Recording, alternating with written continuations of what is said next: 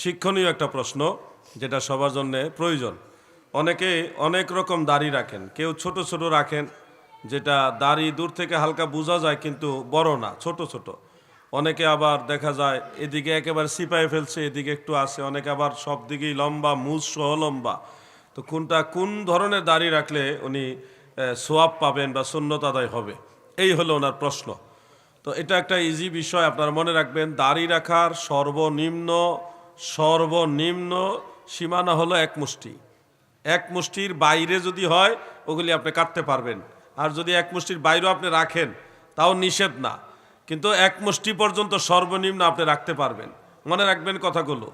এক মুষ্টির নিচে যারা ছোট ছোট দাড়ি রাখছেন আপনাদের সুন্নত আদায় হবে না। সুন্নত আদায় করতে হলে সর্বনিম্ন কতটুকু রাখতে হবে বলেন? সবাই বলেন কতটুকু? এখন আপনি যদি রাখছেন যে দাড়িটা মুসলমান না রাখলে কেমন দেখা যায়, ছোট ছোট ওই স্টাইলের দাড়ি, সুন্নত আদায় হয় না। আশা করি আপনি বিষয়টা বুঝতে পারছেন।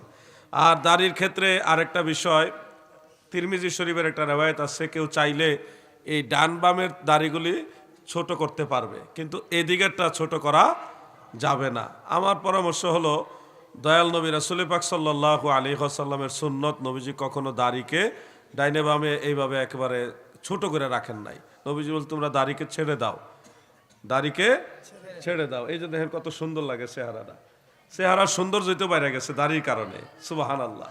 এজন্য আমার অনুরোধ, আমি জানি অনেকের দাড়ি এখানে ছোট আছে, হ্যাঁ, এই ছোট থেকে আর একটু বড় করেন, দেখবেন আপনার চেহারার মধ্যে নূর ভাসবে, দয়াল নবীজির নূর মুবারক আপনার চেহারার মধ্যে ভাসবে। ওই যে দেখেন মুরব্বী কত সুন্দর লাগে, খেজাব ব্যবহার করছে, প্লাস সুন্নতি দাড়ি আছে, আবার মাথায় কালো রঙের টুপি, সুন্দর চেহারাটা, সুন্দরই আলাদা। আল্লাহ যেন সবাইকে এইভাবে সুন্নতের উপর আমল করার তৌফিক দেন, বলেন আমিন। সবাই বলেন আমিন।